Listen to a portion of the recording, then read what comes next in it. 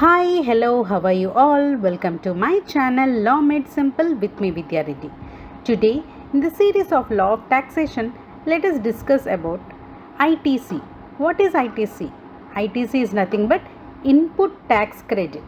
How is input tax credit under GST and what are its conditions? We already know GST. GST is nothing but goods and services tax, and it is the biggest reforms in India to make India a uniform tax. To make India a uniform tax to avail all the benefits for the products. So one thing that has become a talking point, how is this mechanism of input credit mechanism is happening in GST. So input credit means at the time of paying tax on sales, you can reduce the tax you have already paid on purchases. So there is no need of to pay the tax twice. So we will know what is the time limit to avail ITC, how to calculate the input tax credit, how to pay ITC. All these can be studied under GST and its conditions. So let us discuss what is the meaning of ITC. So ITC, a tax charged on the tax invoice by a registered person on his outward supply of goods or services or both, is an input tax for the buyer of such goods or services or both. So the tax charged by the supplier on the tax invoice can be a central tax or a state tax or a union territory tax or integrated tax. And taking off credit of the said input tax by the buyer is nothing but input tax credit. So in short, ITC is nothing but tax charged on the invoice for the supply of goods or services. It can be any one. It can be a central tax or a state tax or UT tax or a integrated tax. So what are the conditions to claim ITC under GST? What are those conditions? A registered person can claim ITC if he is eligible, if he has a tax invoice or a debit note or any document evidencing that he has paid for that goods or services. He should have the receipt of those goods or services.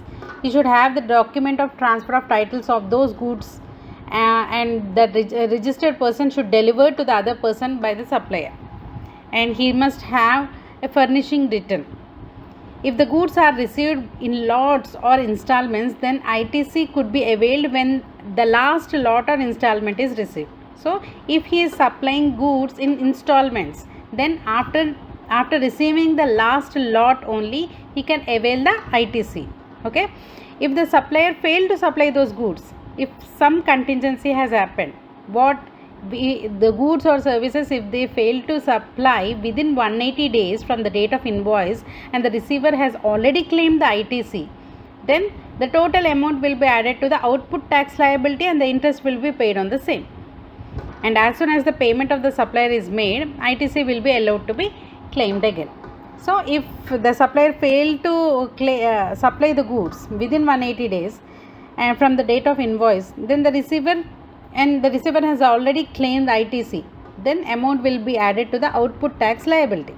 Okay, and interest will also be paid on the same amount of output tax liability. And if the depreciation has been claimed on the capital goods tax components, and no ITC will be allowed. So if there is any depreciation, then no ITC will be allowed, and he has to claim ITC against the invoice or debit note only if the due date of filing GST return for September for the next financial year and the date of filing of the annual returns for that financial year.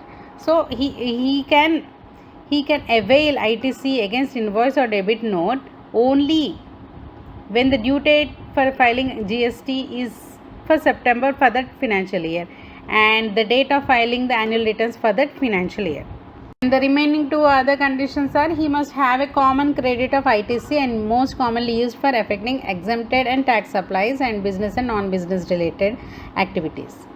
So from which date, 9th October 2019, a regular taxpayer can only claim provisional ITC under GSTR B up to the extent of 20% of the ITC available in GSTR 2A So the amount of ITC reported in GSTR 3B from the 9th October 2019 will be a total actual ITC in GSTR 2A and provisional ITC being 20% of the actual ITC in GSTR 2A. But the matching of purchase register or expense ledger with GSTR 2A is very crucial to claim ITC. So this GSTR 2A and all these are purchase related tax return. So purchase related dynamic tax returns are nothing but GSTR 2A, GSTR 3B, all these are things. So from 9th October 2019 only 20% of ITC available in GSTR 2A from the total purchases or expenses happened. As such, we have come to the end of the session. It's riddle time.